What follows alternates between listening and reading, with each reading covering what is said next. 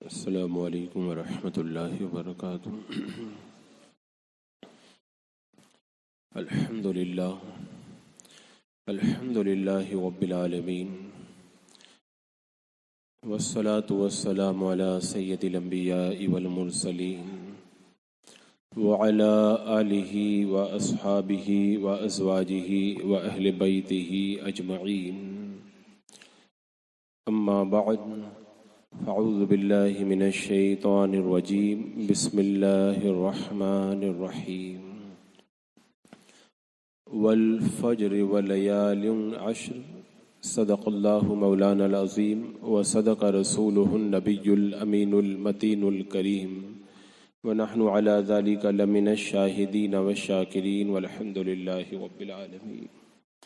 حصول برکت کے لیے بارگاہ رسالت مآب صلی اللہ تعالی علیہ وسلم میں محبتوں کے ساتھ درود و سلام کی ڈالیاں پیش کریں۔ اللہم صلی علی سیدنا و شفیعنا و حبیبنا و مولانا محمد وبارک وسلم، صلاۃ و سلام علیک یا رسول اللہ صلی اللہ تعالی علیہ وسلم۔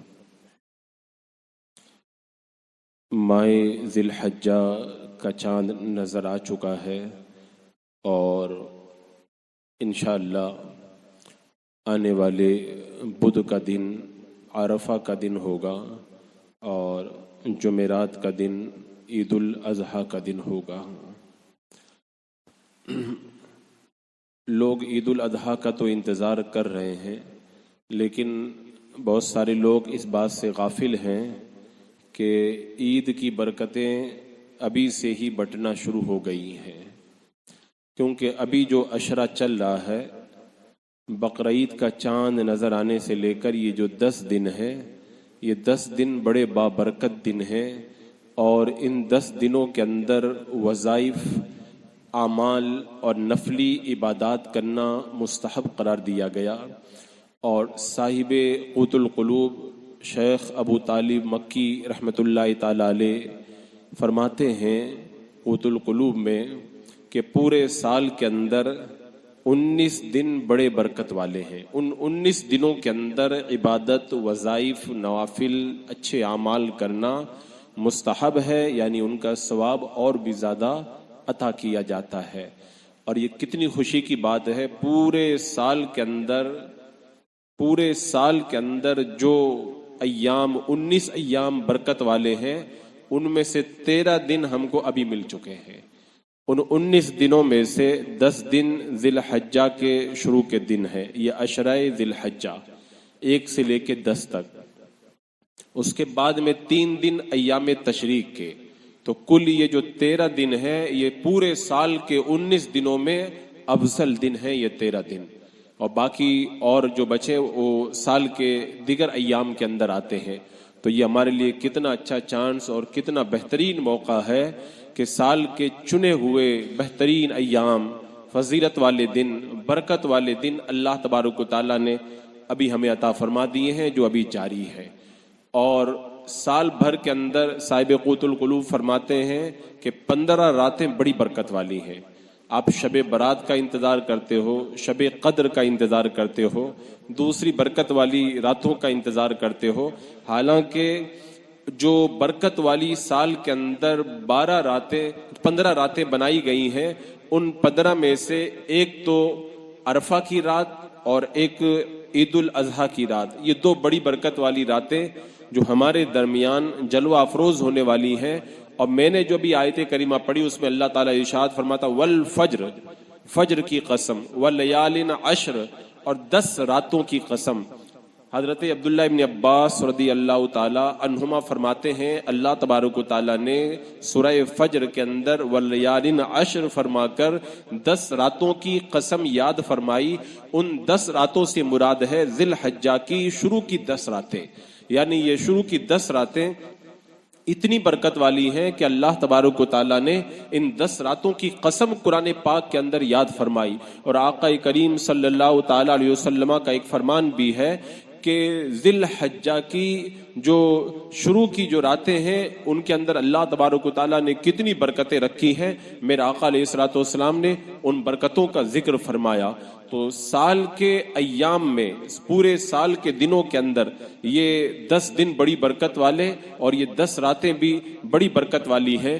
علماء کرام کے درمیان یہ ایک بحث ہے کہ رمضان المبارک کا جو آخری عشرہ رہتا ہے جس میں اعتکاف کیا جاتا ہے وہ 10 دن بہتر ہے یا ذی الحجہ کے یہ 10 دن بہتر ہے. تو اس پر علماء کرام نے کافی بحثیں کی اور ایک تطبیق کی صورت یہ بتائی کہ ذی الحجہ کے اندر جو عرفہ کا دن پایا جاتا ہے اس عرفہ کی وجہ سے ان 10 دنوں کو اللہ تعالیٰ نے زیادہ فضیلت عطا فرمائی ہے. اور رمضان کے آخری عشرے کے اندر شب قدر پائی جاتی ہے تو شب قدر کی وجہ سے رمضان کے آخری عشرے کی 10 راتیں افضل ہے.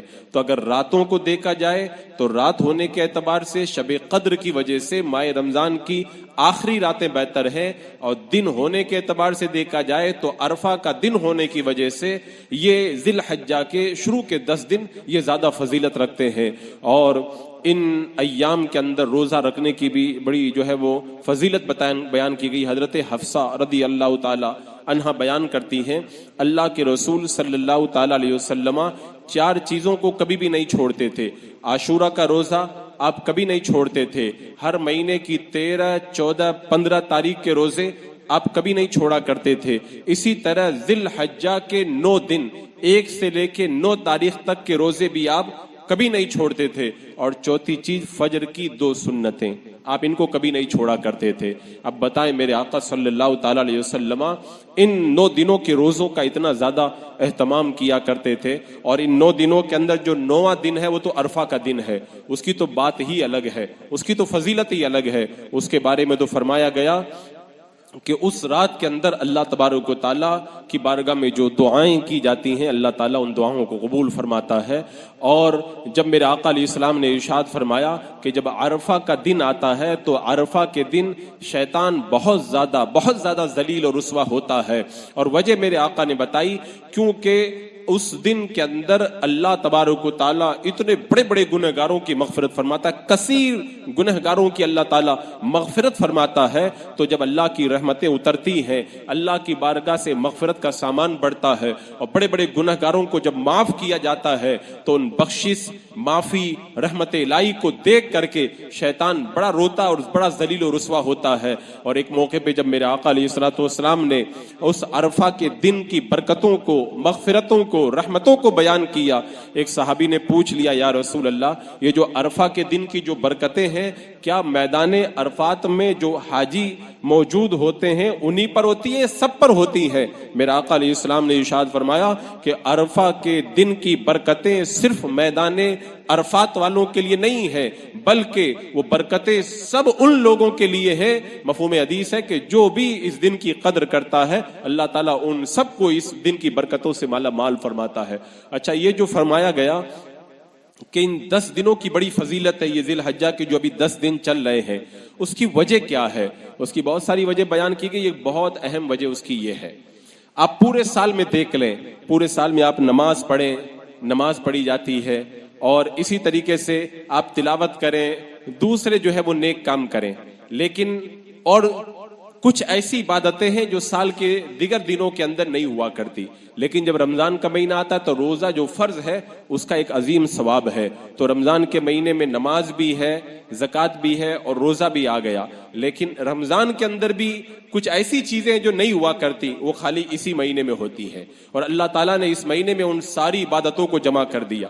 نماز اس مہینے میں ہوتی ہی ہے, زکوٰۃ جس پر اس مہینے میں فرض ہو وہ اس مہینے میں زکوٰۃ ادا کرتا ہی ہے, لیکن ساتھ ہی ساتھ اس مہینے کے اندر روزہ رکھنے کی بھی بڑی فضیلت اور اس مہینے کے اندر حج ادا کیا جاتا ہے. اور یہ حج اس مہینے کے علاوہ دوسرے مہینوں میں نہیں ہوتا ہے. اس مہینے کے اندر قربانی واجب ہے, یہ قربانی کا وجوب اس مہینے کے علاوہ دوسرے مہینوں میں نہیں ہے.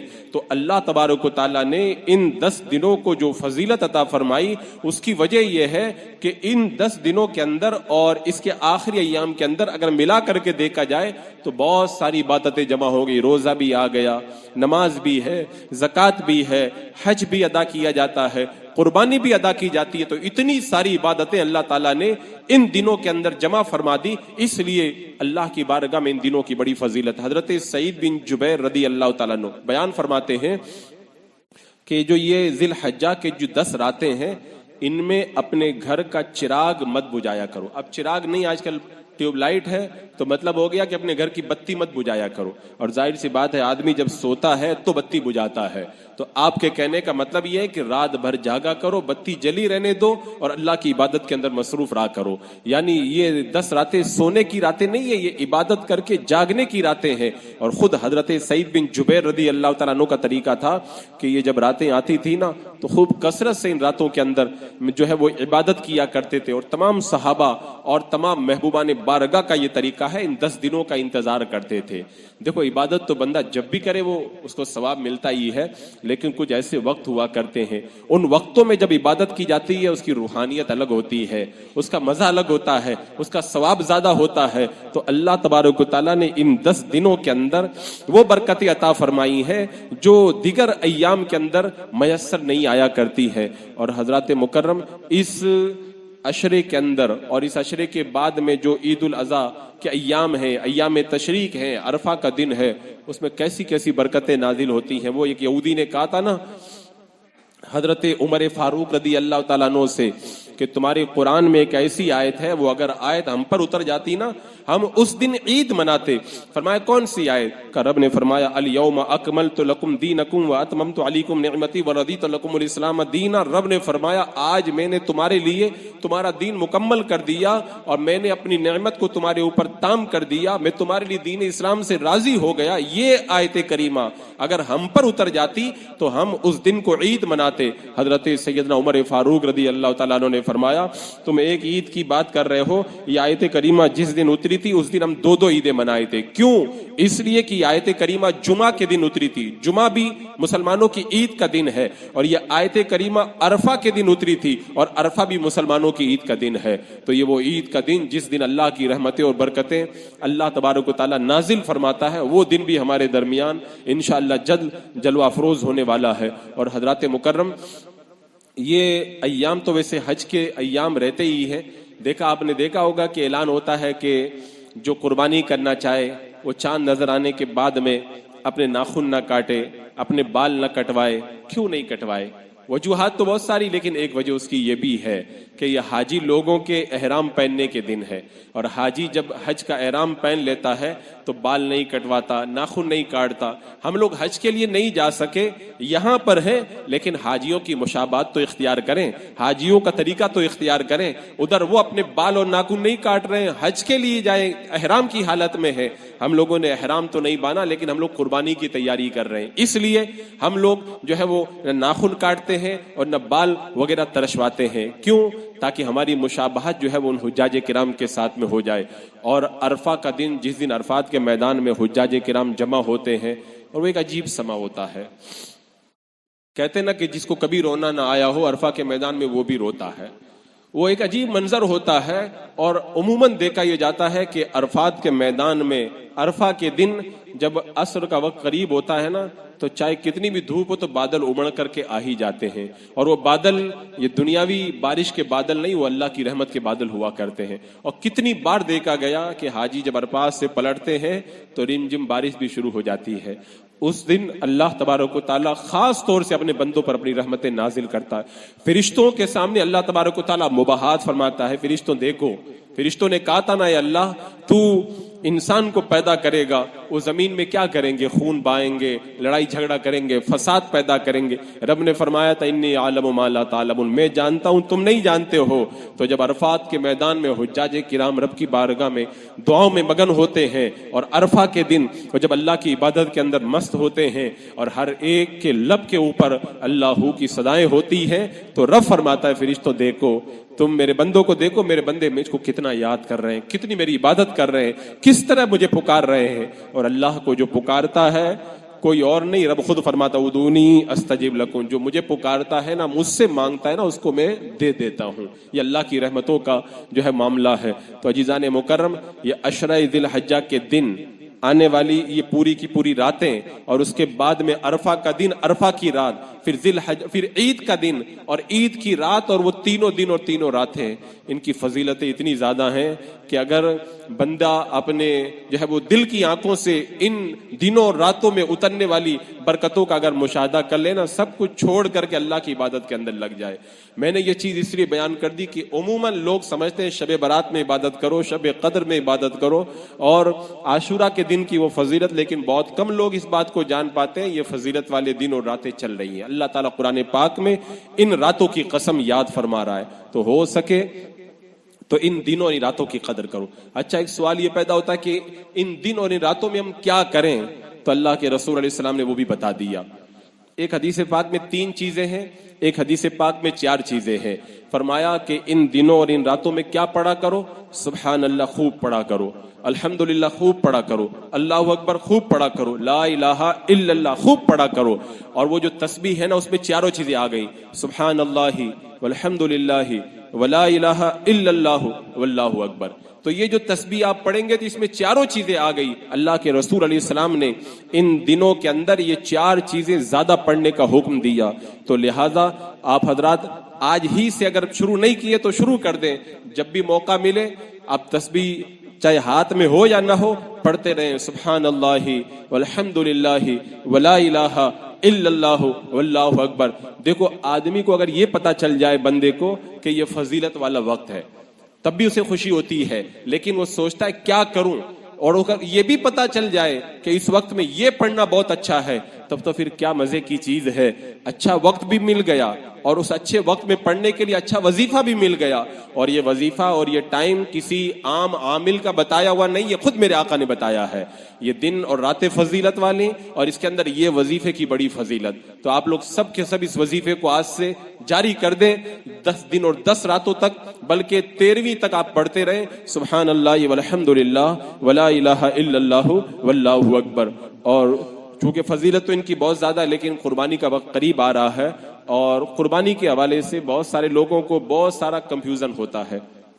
میں چاہوں گا کہ جو سوالات میرے پاس میں لوگوں کے قربانی کے حوالے سے آتے ہیں، کنفیوژن ہوتا ہے، ان کنفیوژن کو میں دور کروں تاکہ جو ہے وہ انہی سوالات کو بار بار لوگ جو ہیں وہ ریپیٹ نہ کریں۔ سب سے پہلا بنیادی سوال لوگ جو کرتے ہیں کہ قربانی کس کے اوپر واجب ہے اور کس کے اوپر واجب نہیں ہے، تو اس حوالے سے جو ہے وہ اس فرق کو یاد رکھا جائے۔ آپ نے یہ تو سنا ہوگا کہ مالک نصاب پر قربانی واجب ہے، لیکن اس کو بھی یاد رکھیں زکوٰۃ کے مالک نصاب میں اور قربانی کے مالک نصاب کے اندر کچھ فرق ہے۔ اسی طرح صدقہ فطر کا معاملہ ہے، تو جو علماء کرام نے قربانی واجب ہونے کے لیے مالک نصاب کی جو حد بتائی وہ یہ ہے کہ نصاب کی جو اقل مقدار یعنی 52.5 تولہ چاندی، 52.5 تولہ چاندی جتنے پیسے میں مارکیٹ میں آتی ہے، اتنے روپے کا اگر کوئی مالک ہو اور قرضہ نکال کر یا اس پر قرضہ نہ ہو تو اس کے علاوہ اگر 52.5 تولہ چاندی کا وہ مالک ہے حاجت اصلیہ کے علاوہ اور ایام قربانی کے اندر اتنی ملکیت رکھتا ہے تو اس کے اوپر قربانی واجب ہو جائے گی۔ لیکن اب ایک سوال یہ ہے کہ یہ 52.5 تولہ چاندی کتنے گرام ہوتی ہے اور پھر اس کے اندر کتنا روپیہ بنتا ہے، تو اس حوالے سے 2 طرح کے وزن آج کل علماء کرام کے درمیان رائج ہیں۔ ان دونوں اوزان کے اعتبار سے میں بتا دوں تاکہ آپ حضرات کو اس کے اندر دقت نہ ہو۔ ایک وزن 1 تولہ جو ہے وہ 600، یہ 1 تولہ جو ہے بتا کہ 11 گرام 664 ملی گرام کا، اگر اس کے اعتبار سے دیکھا جائے تو 52.5 تولہ چاندی 612 گرام 0.36 ملی گرام، یہ 52.5 تولہ چاندی ہوتی ہے۔ آج کا میں نے بھاؤ نکالا تو اس کے اعتبار سے 43,783 روپے بنتے ہیں، 43,783 روپے۔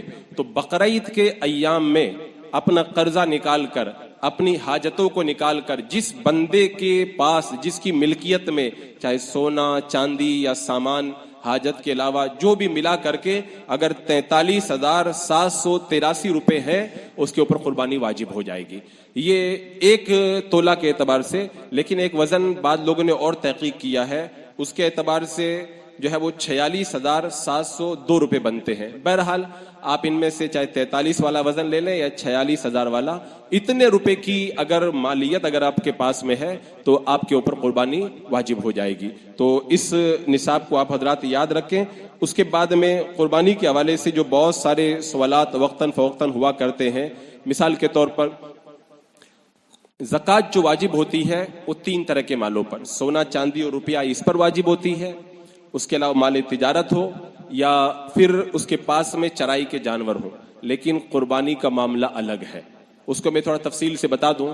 मिसाल के तौर पर एक बंदा ऐसा है, उसके पास में जो है वो अलग से न तो सामान तिजारत है, न सोना है, न चांदी है, न बैंक बैलेंस है, कुछ भी नहीं है, लेकिन अपनी जरूरत के अलावा एक फ्लैट उसने खरीद के रखा है।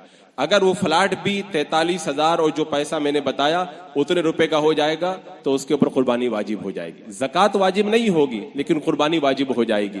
इसी तरह किसी का खेत पड़ा हुआ है और वो खेत अगर इतने रुपए का है, जितनी रकम मैंने बताई, अगर उतने रुपए का खेत उसकी हाजत के अलावा है तो उसके ऊपर भी कुर्बानी वाजिब हो जाएगी।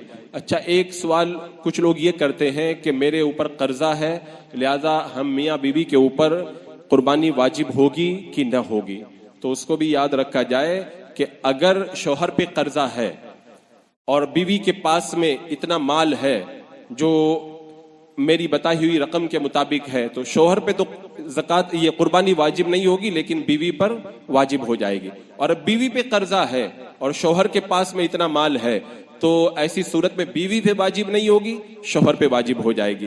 कुछ लोग क्या करते हैं, मियाँ बीवी का माल एक ही समझ करके उस एतबार से हिसाब लगाते हैं, हालांकि ये भी दुरुस्त नहीं है। एक सवाल ये किया जाता है कि अगर कोई नाबालिग है लेकिन उसके पास बहुत सारा पैसा है तो क्या उसके ऊपर कुर्बानी वाजिब होगी? नाबालिग के पास माल हो तो सदका फित्र तो वाजिब होता है, लेकिन नाबालिग के पास चाहे कितना भी करोड़ रुपया हो जाए उसके ऊपर कुर्बानी का वजूब नहीं हुआ करता है। ऐसे ही एक सवाल कुछ लोग ये करते हैं कि चंद भाई आपस में मिल करके कारोबार कर रहे हैं, तो ऐसी सूरत के अंदर सब पर कुर्बानी वाजिब होगी या एक पर कुर्बानी वाजिब होगी? तो इसको भी याद रखा जाए कि अगर चंद भाई आपस में मिल करके पार्टनर हैं और उनके हिस्से में जितना माल आता है, अगर उस माल को उन तीनों में तकसीम किया जाए तो हर एक के पास में निसाब के बराबर यानी 43,783 रुपए हिस्से में आते हैं, तो सब भाइयों पर कुर्बानी वाजिब होगी। कुछ लोग क्या करते हैं, सब मिल करके एक ही कुर्बानी कर देते, बोले हम सब साथ ही में तो रहते हैं लिहाजा एक ही कुर्बानी कर देना हमारे लिए काफी है। हालांकि ऐसा नहीं है, हर बंदा अपने माल का अलग मालिक है। ऐसे ही एक सवाल ये होता है कि बच्चे कमाते हैं, अपने बाप को ले जा करके देते हैं, तो सिर्फ बाप पे कुर्बानी वाजिब होगी या बेटों पर भी कुर्बानी वाजिब होगी? तो उसमें देखा ये जाएगा कि बाप के साथ जो बच्चे कारोबार कर रहे हैं वो खुद अपने कारोबार के मालिक हैं या जो है वो बाप के ही माल के वो हिस्सेदार हैं और बाप ही का पूरा माल है, खाली वो हाथ बटा रहे हैं? अगर बाप पूरे माल का मालिक है, औलाद की कोई मिल्कियत नहीं है, खाली वो हाथ बटाने के लिए बाप के साथ है और इन बच्चों के पास अलग से अगर इतना रुपया नहीं है तो इन बच्चों पे कुर्बानी वाजिब नहीं होगी, सिर्फ बाप के ऊपर कुर्बानी वाजिब होगी। लेकिन अगर वो बाप के साथ काम कर रहे हैं, उनका अपना भी अलग से माल है, या बाप के साथ जो काम कर रहे हैं उसके अलग मालिक बनते, अपना पैसा अलग ले जा करके रखते हैं, तो ऐसी सूरत में बाप पर भी कुर्बानी वाजिब होगी और जिन जिन बेटों के पास में निसाब के बराबर माल होगा उन बेटों पर भी कुर्बानी वाजिब होगी। एक सवाल ये किया जाता है कि मेरे पास पैसा तो बहुत है लेकिन सब कर्ज में दिया हुआ है और अभी मेरे पास में पैसा नहीं है, तो अगर किसी के पास में निसाब के बराबर माल है लेकिन कर्ज में है, उसको चाहिए कि जिसको कर्ज देकर के रखा है उससे मांगे। अगर वो न दे तो कर्ज लेकर के कुर्बानी करे या जो सामान घर में है उसको बेच करके उसके ऊपर कुर्बानी करना ये वाजिब होगा। ऐसे ही एक सवाल ये किया जाता, बाप का इंतकाल हो गया, औलाद को प्रॉपर्टी बाप के हिस्से में मिली, विरासत में मिली और वो सारी प्रॉपर्टी अपने जो भाइयों के दरमियान मुश्तरक है, तो ऐसी सूरत में क्या भाइयों पे कुर्बानी वाजिब होगी? अगर भाइयों के पास अलग से कुछ माल नहीं और ये जो प्रॉपर्टी उनको बाप की तरफ से मिली है वो इनकी हाजत के अलावा जायद है, تو ایسی صورت میں اس پراپرٹی کے حصے کر کے دیکھا جائے گا ہر بیٹے کے حصے میں کتنی کتنی پراپرٹی آتی ہے، جتنی پراپرٹی آتی ہے اس کا پیسہ جوڑا جائے گا. تو جو میں نے بتایا 43,700 روپیہ، اگر اتنے روپے اگر ہر بیٹے کے حصے میں پراپرٹی کے آ رہے ہیں تو سارے بیٹوں کے اوپر قربانی واجب ہو جائے گی. ایسے ہی ایک سوال بارہا یہ بھی کیا جاتا ہے کہ میں اپنے نام سے قربانی کروں کہ اپنے مرحوم باپ کے نام سے کروں، یا میں غوث پاک کے نام سے کروں، یا سرکار علیہ الصلوۃ والسلام کے نام سے کروں. تو اگر کوئی مالک نصاب ہے اس پر قربانی واجب ہے تو اپنے نام سے قربانی کرنا اس کے اوپر واجب ہوگا. اگر اپنے نام سے نہ کرے اور نفلی طور پر اپنے باپ کی طرف سے کرے گا، باپ کو تو ثواب ملے گا لیکن بیٹا گنہگار ہوگا اپنے واجب کو نہ ادا کرنے کی وجہ سے. ہاں اگر زیادہ مال ہے تو اپنی طرف سے ادا کرنے کے بعد اپنے باپ کی طرف سے بھی کر دے، غوث پاک اور سرکار صلی اللہ تعالی علیہ وسلم کی طرف سے بھی کر دے. ایک سوال یہ بھی بارہا ریپیٹ ہوا کرتا ہے کہ ایک سال میں نے اپنے باپ کے نام سے کی، ایک سال دادا کے نام سے کی، اور ایک سال میں اپنے نام سے کر دوں تو کیا ایسا کر سکتا ہوں؟ تو یہ مسئلہ یاد رکھا جائے، قربانی جو ہے وہ الگ الگ سالوں میں الگ الگ لوبے پہ واجب نہیں ہوتی. جو بندہ جس سال کے اندر مالک نصاب ہوگا اس پر قربانی واجب ہوگی، اور جتنے سال تک مالک نصاب رہے گا اتنے سال تک قربانی واجب رہے گی. تو اگر آپ 5 سال تک مالک نصاب تھے تو 5 سال تک آپ پر قربانی کرنا واجب ہوگا. ایسا نہیں کہ ایک سال اپنی طرف سے کر دیں، ایک سال اپنے بھائی کی طرف سے کر دیں، ایک سال اپنی بیوی کی طرف سے کر دیں.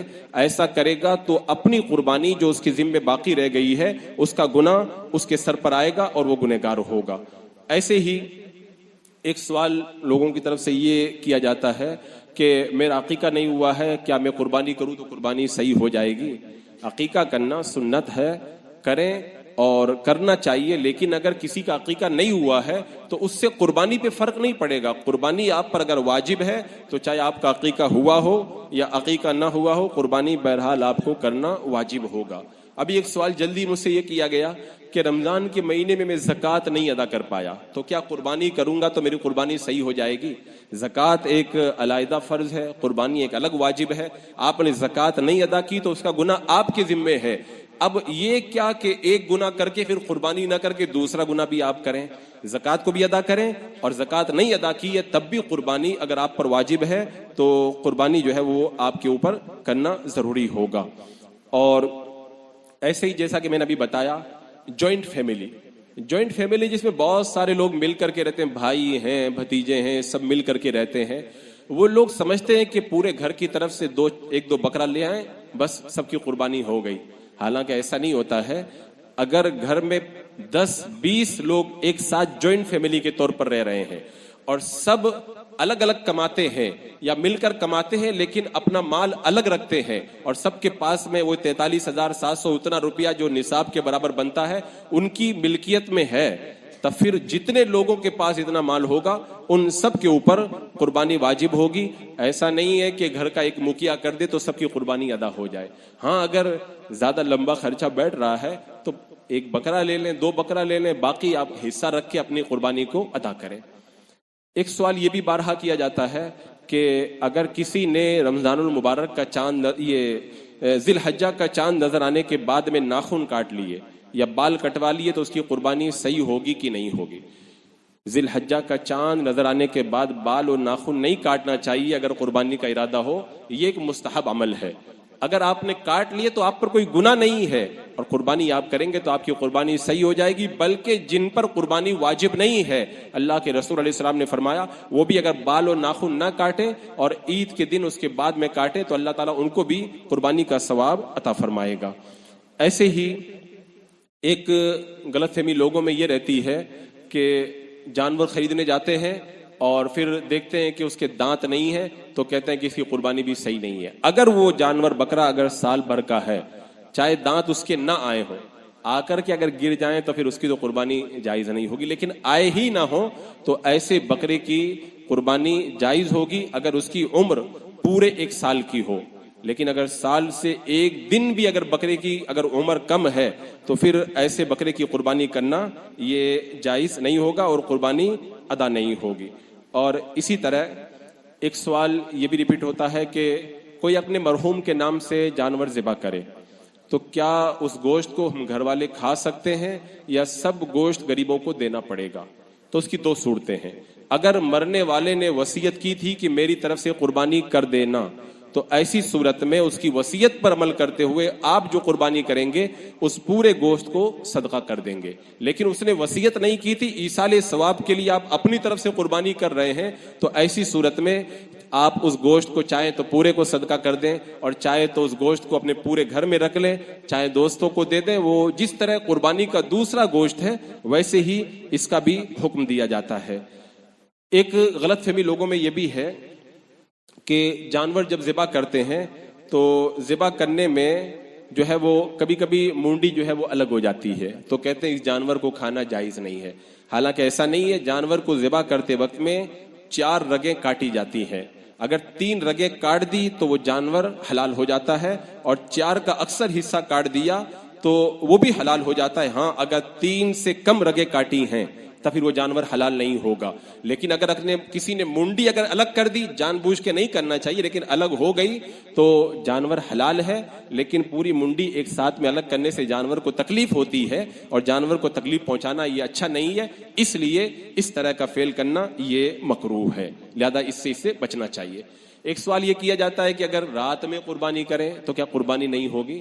آپ قربانی چاہے دن میں کریں یا رات میں کریں، جو قربانی کے ایام ہیں یعنی بقرعید 10 تاریخ 10 11 اور 12 کی عصر غروب تک، اس میں جب بھی آپ کریں گے 3 دن اور 2 راتوں میں قربانی ادا ہو جائے گی. علماء نے جو یہ فرمایا کہ رات میں قربانی کرنا مکروہ ہے، اس کی وجہ یہ ہے کہ رات میں اندھیرا رہتا ہے، اچھی طرح قربانی نہیں ہو پاتی. تو آج کل تو اتنی بڑی بھی لائٹیں ہیں کہ رات بھی جو ہے وہ دن بن جاتا ہے، تو رات میں بھی کوئی قربانی کرے تو بلا کسی کرات کے اس کی قربانی صحیح ہو جائے گی. کوئی بندہ پچھلے سال قربانی واجب تھی، نہیں کر پایا، وہ کہتا ہے میں اس سال اگر قربانی کروں تو پچھلے سال کی قربانی کیا میری ادا ہو جائے گی؟ تو شریعت مطہرہ نے حکم یہ دیا ہے کہ اگر پچھلے سال کی قربانی کسی کے ذمے باقی رہ گئی ہو تو اس کو چاہیے کہ پچھلے سال کی جو بکری کی قیمت ہے اس بکری کی قیمت صدقہ کرے. اگر پچھلے سال کی قربانی اس سال ادا کرے گا تو قربانی ادا نہیں ہوگی، بکری کی قیمت غریبوں کے درمیان صدقہ کرنا پڑے گا. ایسے ہی یہ بھی سوال بارہا کیا جاتا ہے کہ قربانی کا جو گوشت ہے کیا کافر کو دے سکتے ہیں؟ تو اس کو یاد رکھیں کہ قربانی کا گوشت نہ تو کافر کو دے سکتے نہ مرتد یعنی وہابیہ دیابنا کسی کو نہیں دے سکتے. کافر کے بارے میں تو بہت لوگ سوال کرتے ہیں، دیوبندی وہابی کے بارے میں کوئی نہیں پوچھتا، اس لیے کہ معلوم ہے کہ پوچھیں گے تب بھی کریں گے وہی جو ہماری مرضی ہوگی، لہذا ان کو بھی دینے سے پرہیز کرنا چاہیے، بلکہ دینا جائز نہیں ہے. ایک سوال لوگ یہ کرتے ہیں کہ جو قربانی کا جانور ذبح کیا جاتا ہے تو کیا اس گوشت پر فاتحہ کرانا جائز ہے؟ قربانی کے جانور سے اگر کسی نے گوشت بنا کر کے پکایا ہے تو اس پر فاتحہ کرانے میں بھی کوئی حرج نہیں. یہاں پہ ایک اور ضروری مسئلہ یاد آیا کہ اگر کوئی اپنے جانور کو ذبح کرے تو اس کے لیے شرط ہے کہ مسلمان ہو، بسم اللہ اللہ اکبر کہہ کر کے جانور کو شرائط کے ساتھ ذبح کرے گا تو جانور حلال ہوگا. تو اگر کسی نے جان بوجھ کے بسم اللہ نہیں پڑھی تب بھی وہ جانور حلال نہیں ہو پائے گا. اگر کسی نے بسم اللہ پڑھی لیکن وہ مسلمان نہیں ہے، اب وہ مسلمان نہیں ہے کیا مطلب؟ گستاخ رسول وہابی دیوبندی ہے، تو اس کا ذبح کیا ہوا جانور بھی حرام ہو جائے گا. لہذا اپنے جانور کو ان سے ذبح کروا کر کے اپنی قربانیوں کو ہرگز جو ہے وہ خراب نہ کریں. یہ بھی ایک سوال کیا جاتا ہے کہ اگر جانور خسی ہو تو کیا اس کی قربانی جائز ہے؟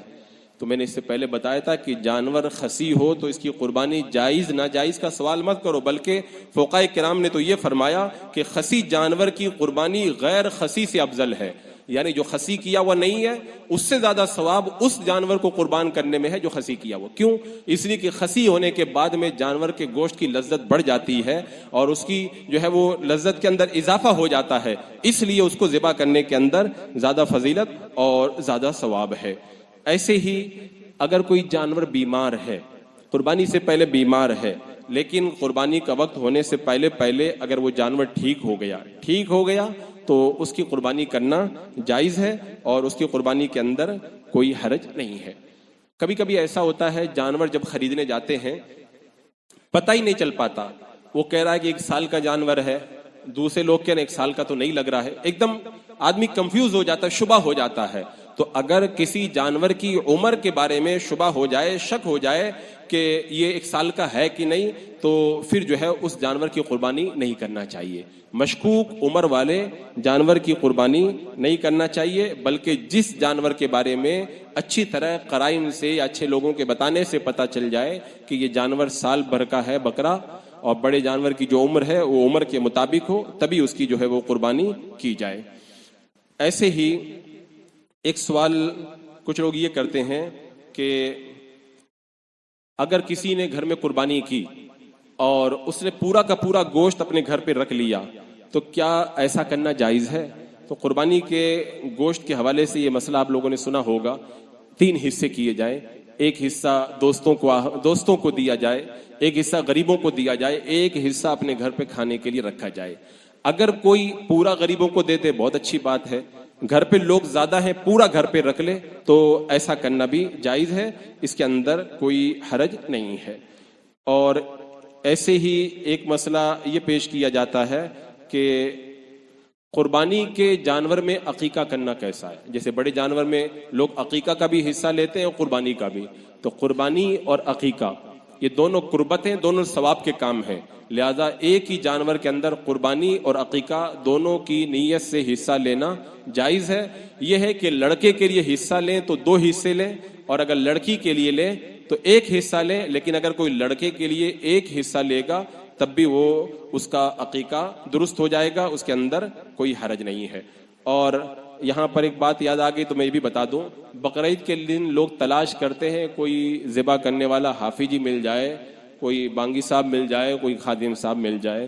تو قربانی کے فرائض، واجبات یا سنتیں یا مستحبات میں سے بانگی اور خادم کو تلاش کرنا نہیں ہے۔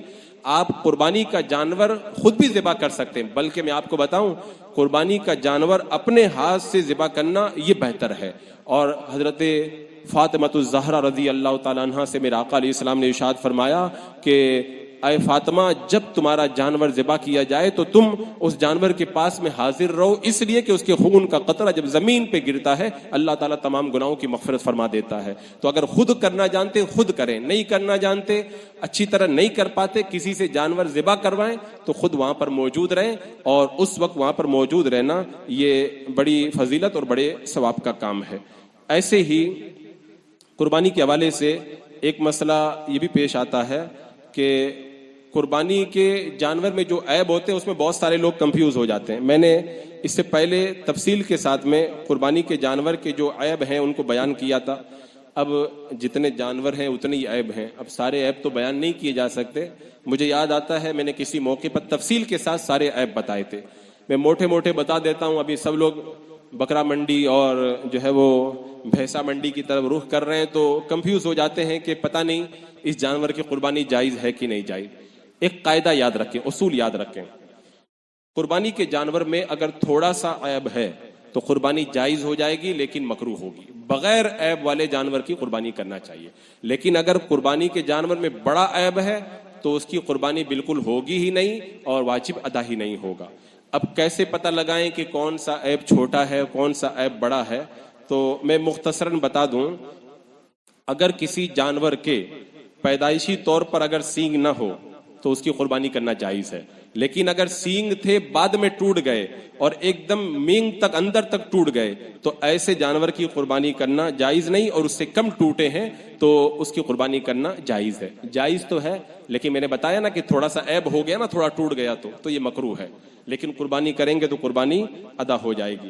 ایسے ہی بھینگے جانور کی قربانی، جو جانور بھینگا دیکھتا ہے اس کی قربانی کرنا بھی جائز ہے۔ اندھا ہو اگر جانور بالکل نہیں دیکھتا ہے اس کی قربانی ناجائز ہے۔ ایسے ہی اگر کوئی کانا جانور کانا دیکھتا ہے اور اس کے اندر اتنا کانا پن ہے کہ صاف طور پر پتہ چل رہا ہے کہ یہ جانور کانا ہے تو ایسی صورت میں بھی اس کی قربانی ناجائز ہے۔ اور اگر کوئی جانور اتنا کمزور ہے کہ ہڈیوں میں اس کا گودا بھی نہیں رہ گیا، مغز ہی ختم ہو گیا، تو اگر اتنا کمزور جانور ہے، اتنا لاغر ہے، اس کی قربانی جائز نہیں ہے۔ کہیں ایسا نہ ہو کہ کم پیسوں کے چکر میں کوئی آدمی بالکل ایک دم مریل جانور اٹھا کر کے لے کے آ جائے، ایسے جانور کی قربانی جائز نہیں ہے۔ ایسے ہی لنگڑا جانور اتنا لنگڑا ہے کہ جو قربان کرنے کی جگہ ہے وہاں تک چل کر کے نہیں جا سکتا ہے تو اس کی قربانی جائز نہیں ہے، لیکن چل کر کے جا سکتا ہے تو اس کی قربانی جائز ہے لیکن مکروہ ہے۔ یوں ہی اگر کوئی جانور بیمار ہے، اتنا بیمار ہے، صاف طور پر پتہ چل رہا ہے کہ ایک دم بیمار جانور ہے، تو اس کی قربانی بھی ناجائز ہے، اور معمولی بیمار ہے، چھینک آ گئی ہے تو اس کی قربانی کر سکتے ہیں۔ ایسے ہی اگر کسی جانور کا کان کٹا ہوا ہو، یا اس کی دم کٹی ہوئی ہو، یا دمبا لیتے ہیں دمبے کی چکی کٹی ہوئی ہو، اور وہ 1/3 یا اس سے کم کٹی ہے، 3 حصے کرو پورے، 1/3 یا اس سے کم کٹی ہے تو قربانی کر سکتے ہیں۔ اور اگر 1/3 سے زیادہ کٹی ہوئی ہو، جیسے آدھی کٹی ہوئی ہے، تو پھر ایسی صورت میں آدھا کان کٹا ہوا، آدھی دم کٹی ہوئی ہے، یا آدھی چکی کٹی ہوئی ہے، تو ایسے جانور کی قربانی کرنا جائز نہیں ہے۔ کسی جانور کو پیدائشی طور پر دانت نکلے ہی نہیں، 1 سال کا ہو گیا، قربانی جائز ہے۔ نکلے تھے، نکلنے کے بعد میں اس کے دانت جھڑ گئے بیماری کی وجہ سے، اس کی قربانی کرنا جائز نہیں ہے۔ ایسے ہی اگر کسی جانور کی ناک کٹی ہوئی ہو، اس کی قربانی بھی ناجائز ہے۔ اور اگر کوئی جانور بھانج ہو، بچہ دینے کے لائق نہیں رہ گیا، تو بھانج جانور کی قربانی کر سکتے ہیں۔ ایسے ہی دودھ اگر کسی کا نہ اترتا ہو، جانور کا دودھ نہیں اتر رہا ہے، اس کی قربانی بھی کر سکتے ہیں۔ یہ تو میں نے وہ موٹے جو عام طور پہ موٹی باتیں آتی ہیں وہ بتائی ہیں، ورنہ جانور جیسے مارکیٹ میں ہیں ویسے ان کے عیب بھی بہت سارے ہیں۔ یہ چیزیں میں نے اس لیے آپ کے سامنے رکھ دی کہ بار بار آپ حضرات کو اس کے لیے پریشان نہ ہونا پڑے۔ میں دیکھتا ہوں لوگ جانور لے آتے ہیں، پھر کہتے ہیں امام صاحب میں یہ جانور لے کے آئے ہوں، ذرا دیکھ لے، تو اس کی فوٹو بھیجتے ہیں، دیکھ لیں اس کی قربانی۔ تو یہ سب آپ لوگوں کو پریشانی نہ ہو تو میں نے پہلے یہ خلاصہ مختصر طور پر آپ کے سامنے رکھ دیا ہے۔ باقی آپ لوگ جانور خریدیں تو پہلے پوری طرح مسئلہ معلوم کر لیں، اس کے بعد ہی میں اپنے جانور کی خریداری کریں۔ اچھا، ایک بات اور مجھ کو یاد آئی، یہ آج کل لوگ بڑی تنگی کا شکار چل رہے ہیں۔ جو بندہ 10 بکرے کرتا تھا 5 نہیں کر پا رہا ہے، جو 5 کرتا تھا 2 نہیں کر پا رہا۔ تو اس بات کا خیال رکھیں، مسلمان کو تکلیف نہ ہو، اس بات کا خیال رکھنا چاہیے۔ بہت سارے لوگ بڑا مہنگا بکرا لیتے ہیں اور پھر وہ دیکھو میں نے اس کا فوٹو بھیجتے ہیں لوگوں کو، اتنا بڑا بکرا لیا۔ تو اس طرح سے نمائش کرنے کی ضرورت نہیں ہے۔ اور یہ بھی نہ کریں کہ اب کی مرتبہ تم کتنے بکرے لا رہے ہو، تم کتنے لا رہے ہو۔ اگر اس کے پاس پیسہ نہیں ہے، وہ شرم کی وجہ سے جواب نہیں دے پاتا، ہو سکتا ہے وہ بڑے جانور میں حصہ لے گا، لیکن جب بار بار لوگ پوچھیں گے تو قرضہ لے کر کے بھی لائے گا، کہ لوگ بار بار پوچھ رہے بکرا لائے کہ نہیں لائے۔